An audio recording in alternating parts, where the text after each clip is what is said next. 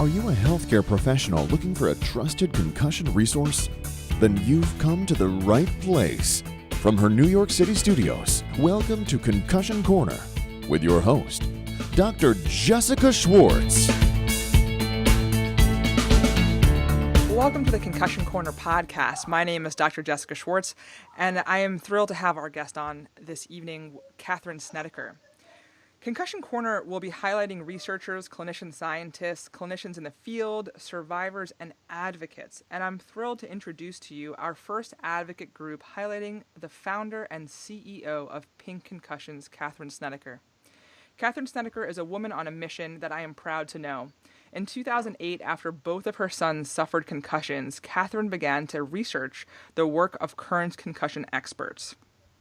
Katherine Price Snedaker is the executive director and founder of Pink Concussions, a nonprofit brain injury organization based in Norwalk, Connecticut, focused on female brain injury from sport, domestic violence and assault, accidents, and military service.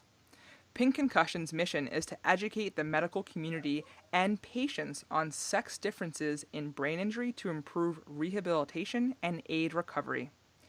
Katherine has presented on sex differences in brain injury for organizations such as the VA's 2017 Brain Trust, the Defense and Veterans Brain Injury Center, or DVBIC, the Defense Center of Excellence for Psychological Health and Traumatic Brain Injury, the American Academy of Neurology Sports Concussion Conference, and the International Brain Injury Association's World Brain Injury Congress. Katherine has produced 4 international medical summits on brain injury hosted by Palo Alto VA Healthcare System, Georgetown University Medical Center, International Brain Injury Association, and the International Conference on Pediatric Acquired Brain Injury. Katherine earned her BS at the University of Kansas and a Master in Social Work from Fordham University Graduate School of Social Service. Katherine, welcome to the Concussion Corner podcast. Thanks. I've been looking forward to coming on and talking to you, Jessica. Well, I'm so pumped to have you on and really to highlight you as one of our first advocacy groups, just because I know how hard you work and everything that you've produced so far that I've been fortunate to be a part of has just so eloquently done. It's been so smooth. Production has been fantastic. So really thrilled to have you on to highlight you. Well, it's been great. Knowing you professionally and personally has been really inspirational for me, and you've been a big part of everything we've done. Yeah, and I'm thrilled to join the advisory board for Pink. So I think this is just a great way to kick all this off. Definitely. All right. So essentially, all of folks' first episodes that come on, I essentially really believe in that Simon Sinek-esque, start with why. So I'd love to learn a little bit and to let our listeners in on essentially what I've gotten to know you over the last few years. Essentially your why. How did you kind of entree into this? We know about your son's concussions in 2008 and kind of what that trajectory looked like. Well, it was an interesting time in Connecticut because we just passed our youth sports law, where youth sports concussion law, which everyone was welcoming, and we were the 3rd state out of the gate to have a sports concussion law. So everyone was really excited about it. But what I noticed pretty quickly is it was just for high school athletes. It would not have covered my 2 sons or the League of 600 lacrosse players that I helped run, and it was more of like a town rec league. And so what I decided to do is start researching what could be done as a team administrator. So that's when I came across the CDC information, the Heads Up collection, which still exists on the CDC site. And I started using that site along with Jerry Joya's concussion recovery app, which I really, really like. And between those 2 things, started training probably 100 coaches in my city for lacrosse. And then the football teams invited me. I ended up working in the soccer teams and football. And then I started working across the county, training other lacrosse leagues, other football leagues. And I was really kind of engaged in the sports side of it. I was asked to speak at the Institute of Medicine on youth sports concussion for their 2013 report. And I was kind of heading along that way. And all along was finding that the families that called me happened to be families of girls, and it seemed like the longer recovery were the girls. And so I just kind of couldn't shake off these families and these girls.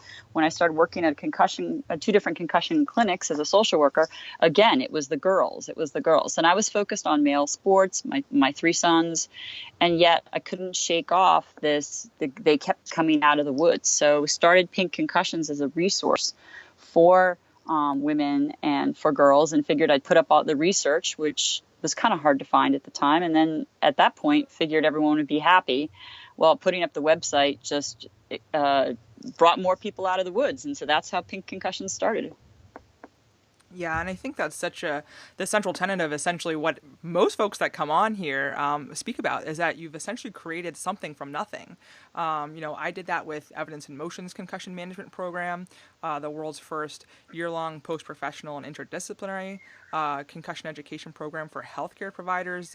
Dr. Kutcher did that, creating the first sport neurology fellowship ever, in the early to mid-2000s.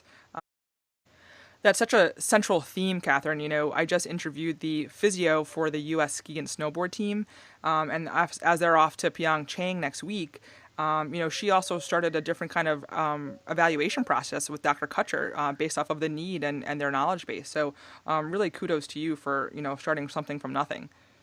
Yeah, and the research surprised me, because once you found it, it was pretty obvious. The research that I put up on the original Pink Concussion site was from 2002, 2004, 2006.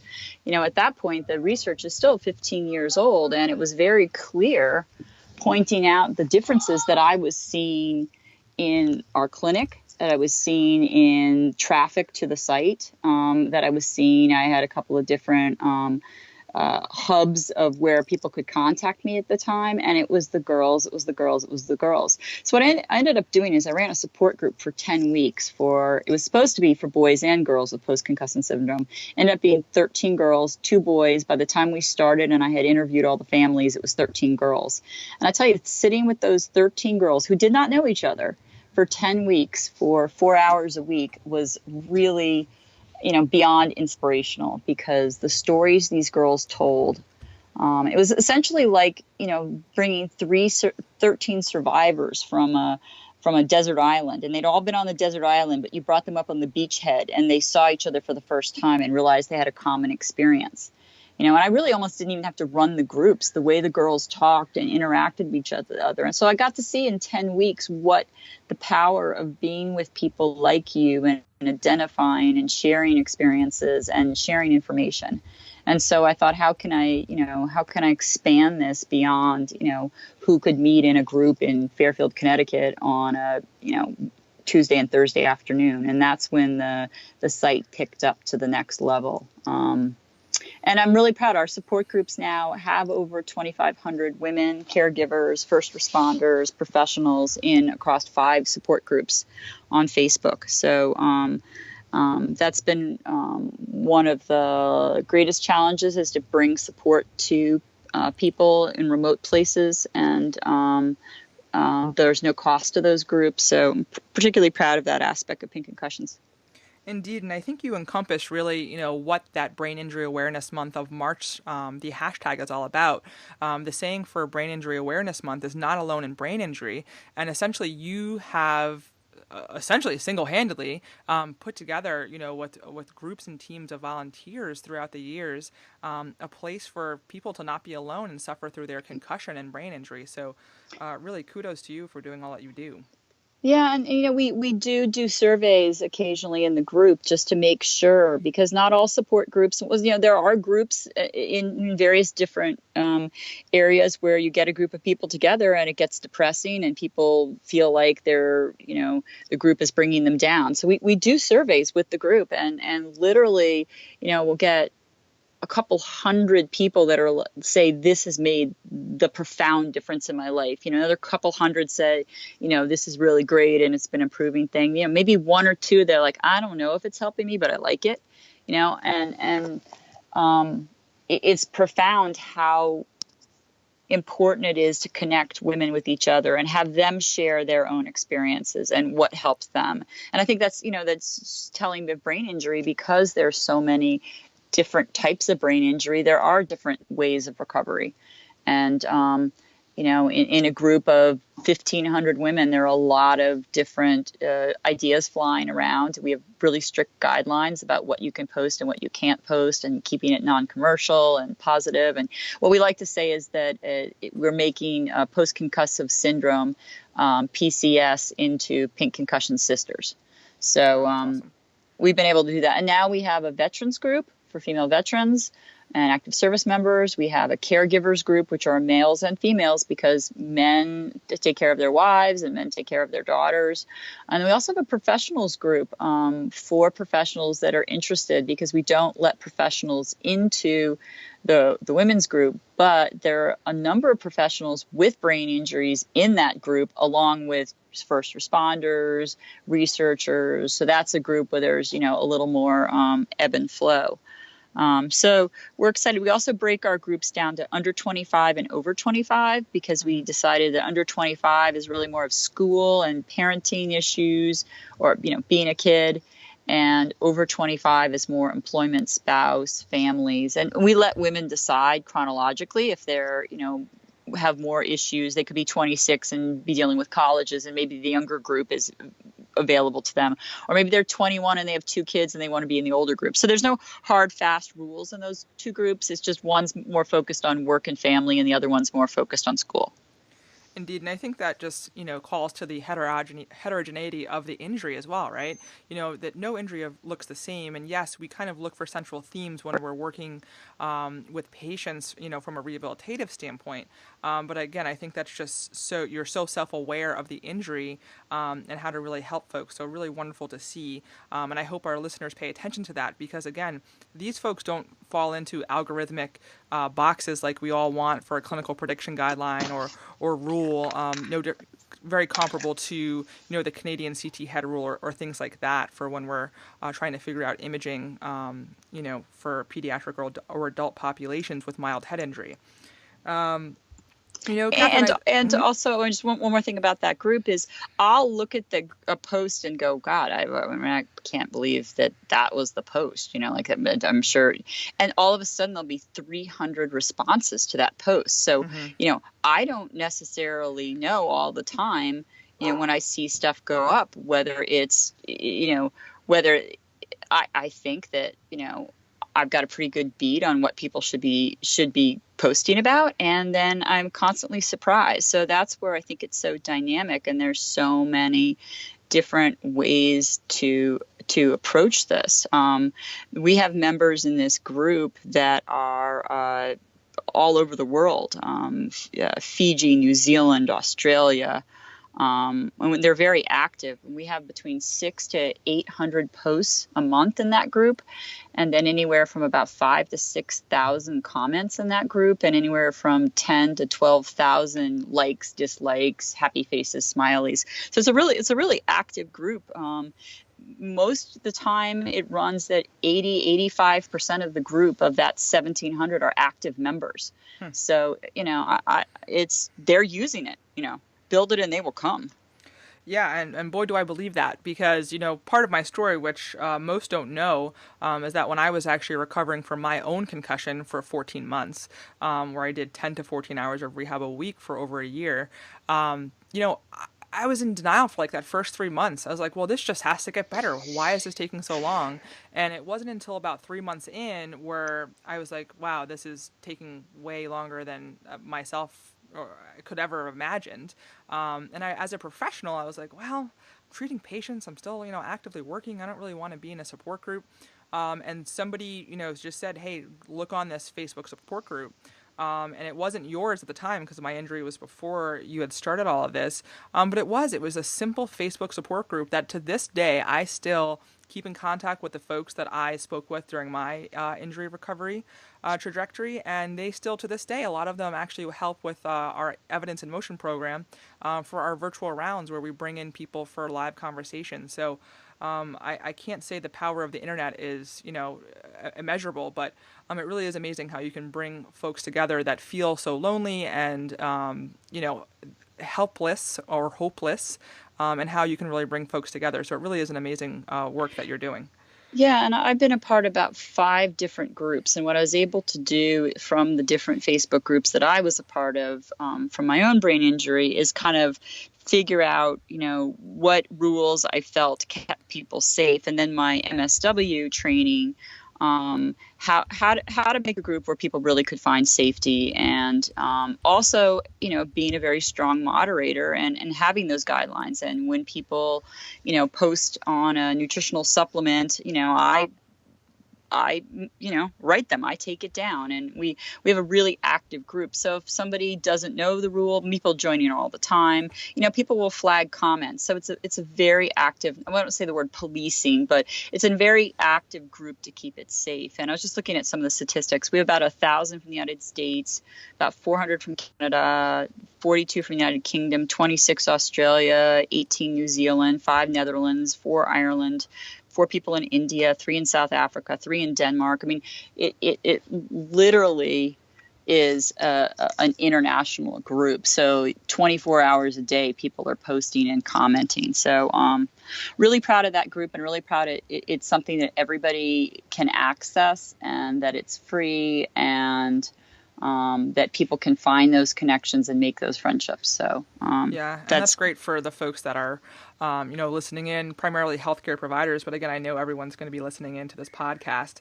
But again, we're geared for healthcare providers, and I think that's so important to connect to for outreach. And if anyone's patients are feeling lonely or out of place, or just may need to kind of commiserate with other folks that are suffering from their recovery trajectory, it's a wonderful place to highlight.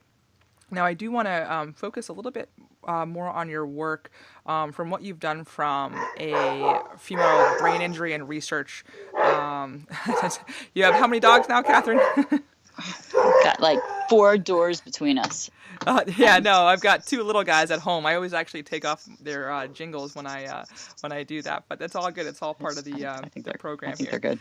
No, we're all good. So I'd love to highlight a little bit more of the work that you've essentially done, gathering up some of the world's brightest and putting them together. I know that in 2016, you threw the Pink Concussions International Summit of Female Concussion and TBI at Georgetown University, and that was actually the world's first summit on women, traumatic brain injury, and concussion.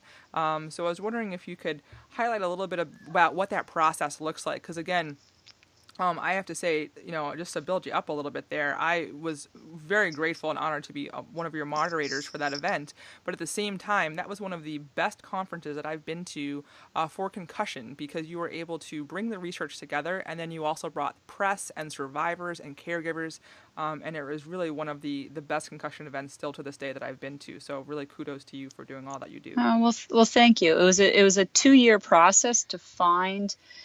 I could have gone and rented the Ramada Inn down the street, but I knew I needed a very top institute of some kind to have that event. And I went through several different versions of that, where I would engage an institution or large hospital in the process, and then through the process, they would basically, get cold feet and say, you know what, I'm not sure this is ready for show. I'm not sure there's enough content.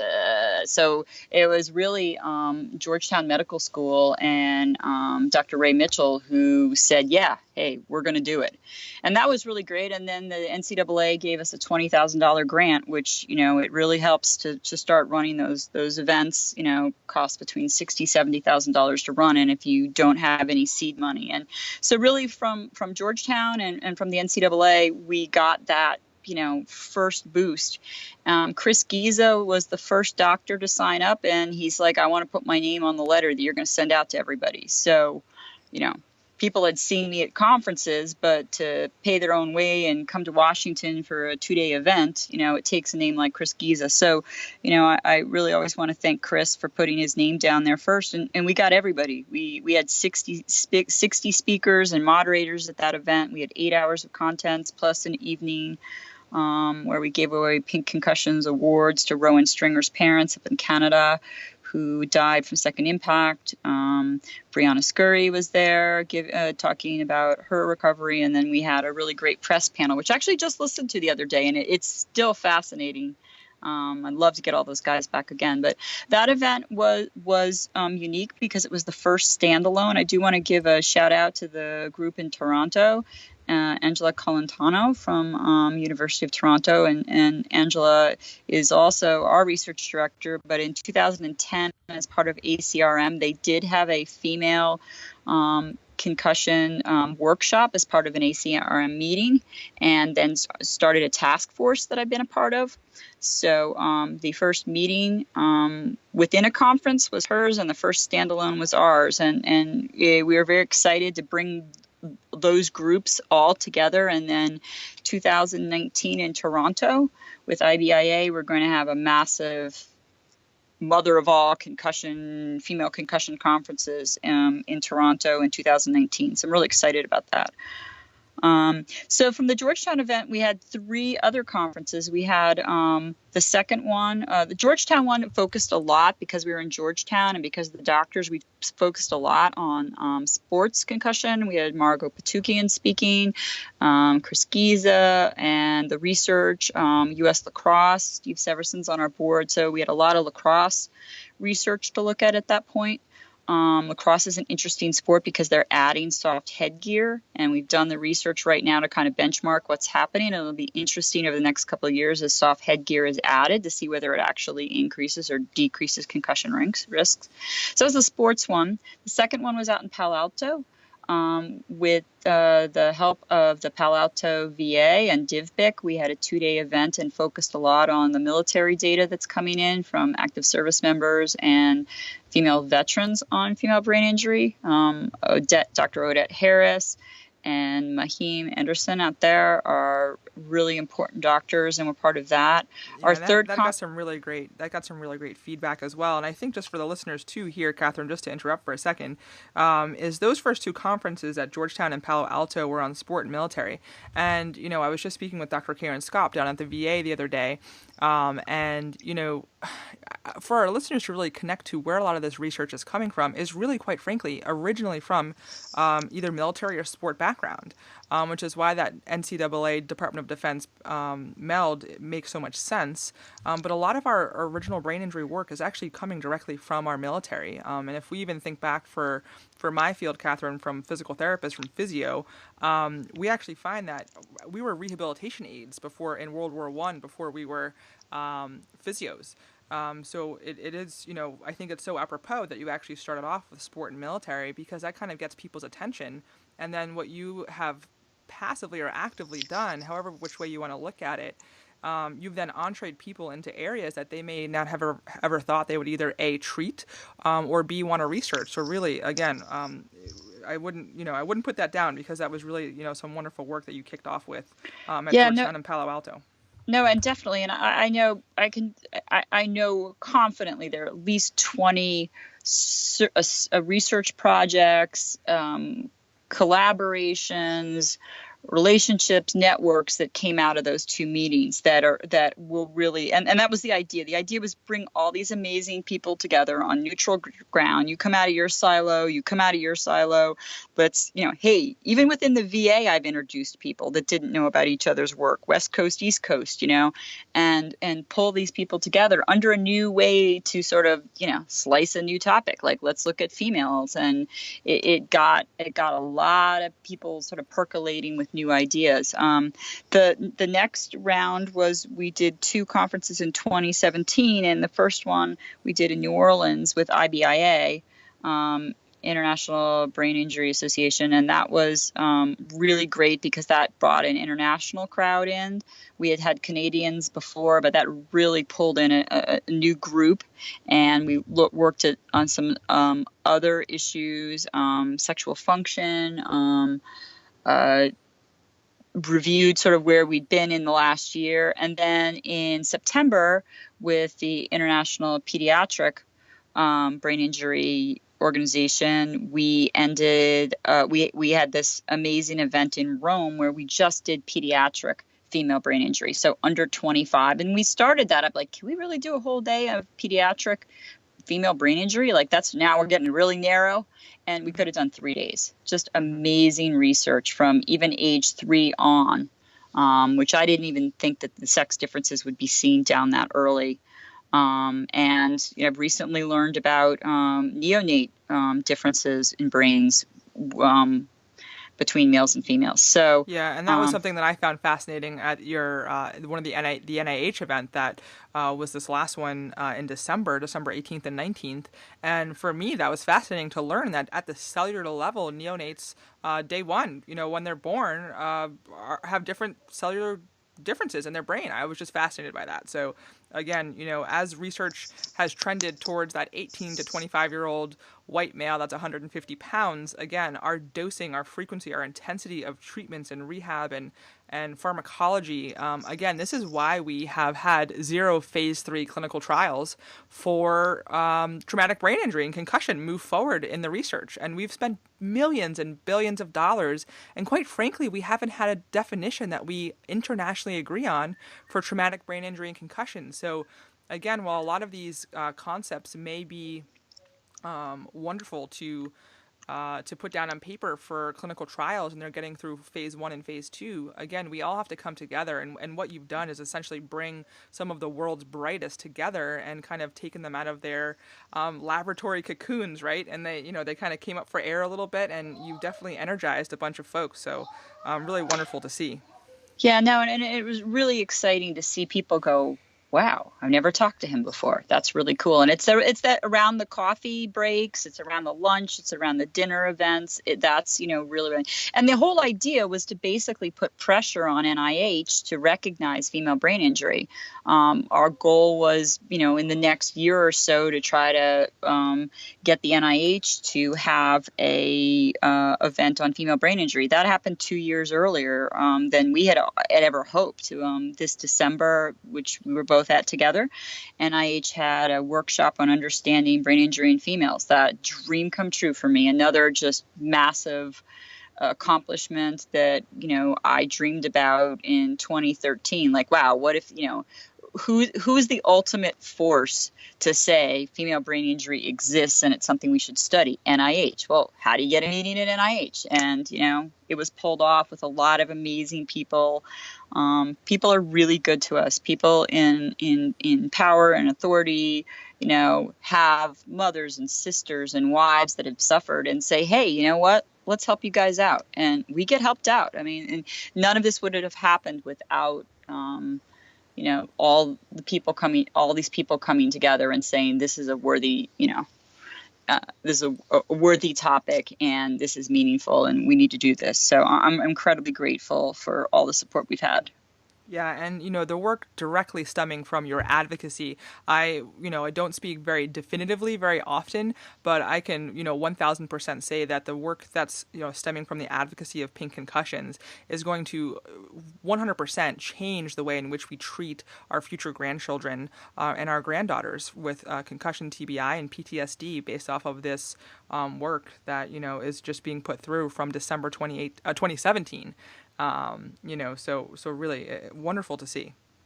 Yeah, no, and the next piece of that is the first was get NIH to get the powers that be to say this is a legitimate topic. Okay, we got that done.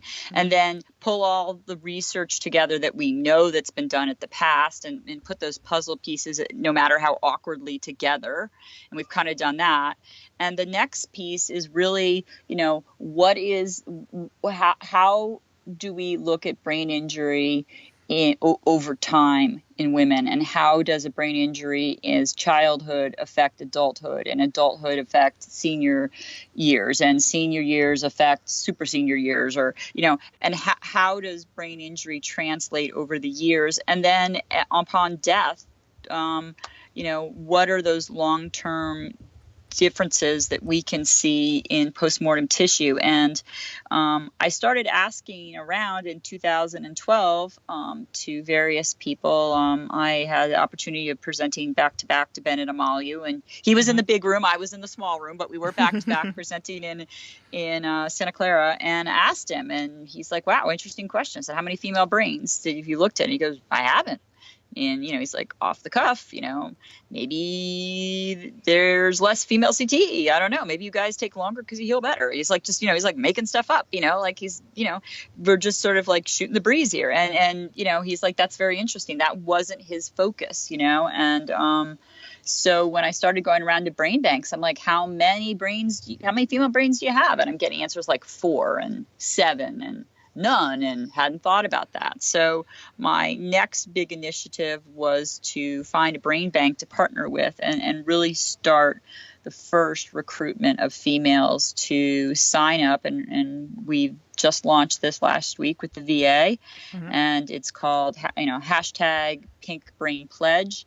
And with that, it's come join us, come say, hey, I've had some soccer concussions, or I had a car accident, or I didn't have anything, or, but I want to be a part of brain injury research for my sister, for my mom, for my grandma, and sign up, take the pledge, and then you'll get paperwork to enroll in the VA Brain Bank study. And what that means is every 6 months to a year, you'll do a survey on your current health, for the next 10, 20, 30, 40, 50 years. And at some point when people pass on and it's time to donate their brains, their family members make that decision. And then that health record goes along with the brain donation. And then you can look at postmortem tissue and say, look what this person's life was. They were, equestrian, rodeo, soccer, domestic violence, assault, whatever the combination is, or nothing, and then look at the changes in the brain. And that's where we're going to see long-term brain damage, CTE, and other neurological issues that may not have been looked at just because the doctors didn't have access to female post-mortem brain tissue. Indeed. And as we wrap up shop, because we're coming up on that 30-minute mark, we're a few minutes past, it's so important for our listeners to kind of close out with this thought process here, is that essentially what's being created is the Framingham Health Study for cardiovascular health, however many decades ago, where they looked at 50 years of data. But again, that was between 18 and 24-year-old males that they tracked for decades. Who were white. Exactly, white 18 to 24-year-old males who were 150 pounds. So again, the fact that this is going to be done prospectively. The difference of what we see in the news that's wonderfully done by Ann McKee and Chris Nowinski and crew at Concussion Legacy Foundation is that those are postmortem brains. So while the work that's being done is very good there, we don't have any premorbid history on these patients. So the fact that there's going to be a prospective study with data very comparable to the Framingham study is so important to connect to and really has not been done before. So really, congratulations there. And for the listeners, it's Pink Brain Pledge, hashtag Pink Brain Pledge. And I hope that goes viral and makes people think and pause and just think about what they can potentially do for our future granddaughters and daughters. So really wonderful work, Katherine. Yeah, and literally every woman can pledge. Veteran, civilian, I have brain injury, I don't have brain injury, and we can do a whole other episode on the PTSD connection. Just before we close, I just want to say we're having our next event, our Pink 5 Summit at NABIS, which is North America Brain Injury Study. That's Houston, March 16th, and then I'll be in Los Angeles, February 24th, giving a keynote. I'll be in Toronto, May 12th, giving a keynote. We have a panel in DC on the 11th. And then in Belfast, we're having our pediatric conference, Pink 6, in Belfast, Northern Ireland, in September. So a lot of things going on. We're going to be several places in the United States, several places in the world. We're also going to be doing events around the 6 brain banks that are now in the larger family of this particular brain bank, which links then to the larger family, which includes Chris Nowinski and Ann McKee's great work. So we have a lot going on. Check out the website, check out the support groups, and I want to thank you, Jessica, for all your support. You've shown up at every event I've asked you to on anything, and have always been a great resource. So, you can take credit for where we've got, part of the Pink Collective. Yeah, I'm happy to be there beside you, and really at this point you're taking off, so I'm just happy to put my hitch on your trailer and let it go. But no, I think we're doing good work here, and everyone has his or her place, and clearly you've hit your stride. So what's the best place for folks to reach out to you? Is it Twitter, email? What's your best?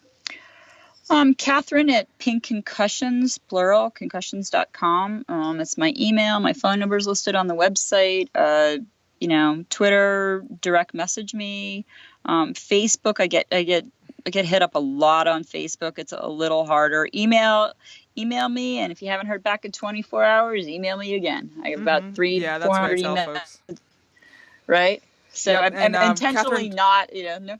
Yep, Catherine's Twitter is at Pink Concussions, Pink Concussions plural, all one word, at Pink Concussions. So, and again, we've spoke about very consistently on this podcast that a lot of the work that we do is on our own time. So we appreciate people's patience when folks reach out, and just like she said, 24 hours, do it 24 hours later, and if not, until you get our attention, when we can give you our energy, in return.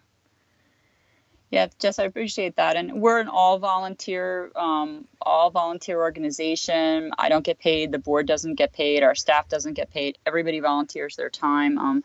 We are a 501c3 and do take donations on our website or through Network for Good.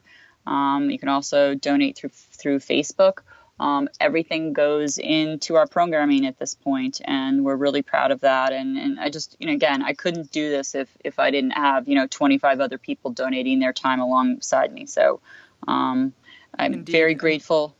And we'll get those that Network for Good up, and all those links for our listeners today. Website, Twitter, Instagram, YouTube video, Facebook, and then also Network for Good as well. Again, I use your quote everywhere I go, and people bring a casserole for folks that have cancer.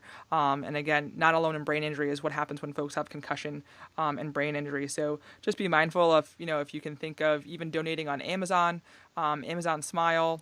You can actually pick Pink Concussions 501c to donate to, which is just a totally passive thing. Every time you purchase something on Amazon, you can give a little donation to Pink.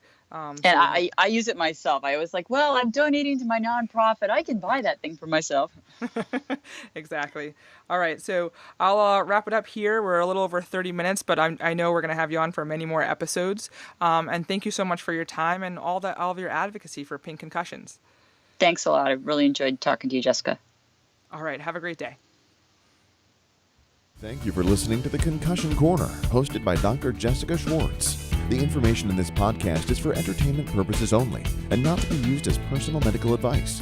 Don't forget to follow us on social media on Facebook, Instagram, Twitter, and YouTube at Concussion Corner.